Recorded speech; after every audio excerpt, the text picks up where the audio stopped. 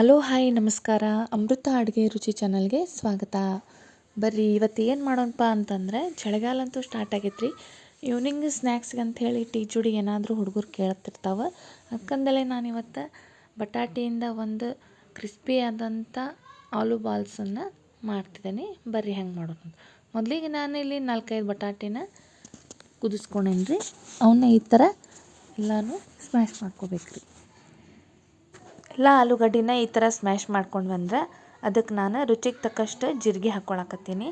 ಆಮೇಲೆ red chilli flakes ಅಂತಿರ್ತಾವಲ್ಲ, ಅದನ್ನ ಬೇಕಾದ್ರೆ ಮನ್ಯಾಗನ ಮೆಣಸಿನ್ಕಾಯಿನ ಮಿಕ್ಸಿಗೆ ಹಾಕಿ ಹಾಕ್ಕೋಬೇಕ್ರಿ. ಸ್ವಲ್ಪ ರುಚಿಗೆ ತಕ್ಕಷ್ಟು ಉಪ್ಪು ಹಾಕ್ಕೊಳಕತ್ತೀನಿ.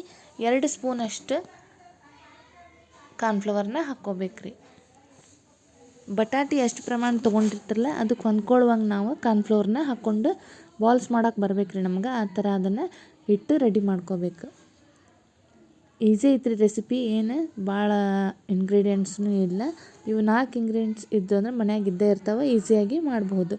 ಈಗ ನಾವು ಬಾಲ್ಸ್ ರೆಡಿ ಆಗಬೇಕಲ್ಲ, ಆ ಥರ ಬರೋವರೆಗೂ ಇದನ್ನು ಹಿಟ್ಟನ್ನು ಕರೆಕ್ಟಾಗಿ ನಾದ್ಕೋಬೇಕು. ಅತಿ ಗಟ್ಟಿನೂ ಆಗಬಾರ್ದು, ಅತಿ ಮೆತ್ತಗೂ ಆಗಬಾರ್ದ್ರಿ. ಬಾಲ್ಸ್ ರೆಡಿ ಆಗೋ ಥರ ನಾವು ಹಿಟ್ಟನ್ನು ರೆಡಿ ಮಾಡ್ಕೊಳ್ಳೋಣ. ಈಗ ನೋಡ್ರಿ, ಈಗ ನಾವು ಒಂದೊಂದಾಗೆ ಕ್ರಿಸ್ಪಿ ಆಲೂ ಸ್ನ್ಯಾಕ್ಸನ್ನು ಮಾಡ್ಕೊಳಕ್ಕೆ ಈ ಥರ ರೌಂಡಾಗಿ ಮಾಡಿ ಇಟ್ಕೊಳ್ಳೋಣ. ಒಂದಿಷ್ಟು ಮಾಡಿ ಇಟ್ಕೊಂಡು ಅಂದರೆ ಅಲ್ಲಿವರೆಗೂ ನಾನು ಎಣ್ಣೆ ಬಿಸಿ ಮಾಡೋಕೆ ಇಟ್ಟೀನಿ.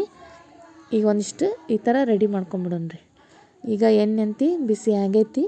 ಈಗ ಒಂದೊಂದಾಗೆ ಈ ಥರ ನಾವು ಡೀಪ್ ಫ್ರೈ ಮಾಡ್ಕೋಬೇಕು.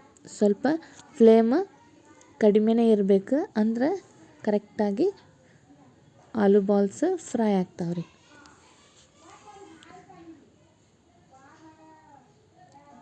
ಈ ಥರ ಕಡಿಮೆ ಉರಿ ಒಳಗೆ ನಾವು ಇವನ್ನ ಫ್ರೈ ಮಾಡ್ಕೋಬೇಕ್ರಿ.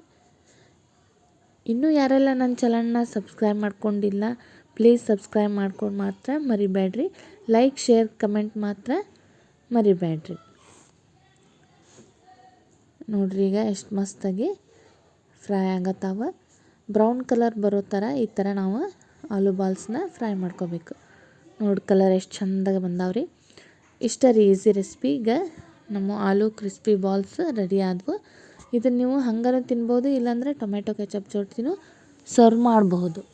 ಮಕ್ಕಳಿಗೆ ಈ ಥರ ಮನೆಯಲ್ಲೇ ಮಾಡಿಕೊಟ್ರೆ ಹೊರಗಿಂದ ಏನು ಐಟಮ್ಸ್ ಬೇಡಂಗಿಲ್ಲ ರೀ. ಅವು ಈಸಿಯಾಗಿ ಮನ್ಯಾಗ ಕಡಿಮೆ ಇಂಗ್ರೀಡಿಯೆಂಟ್ಸ್ ಒಳಗೆ ಮಾಡ್ಬೋದು.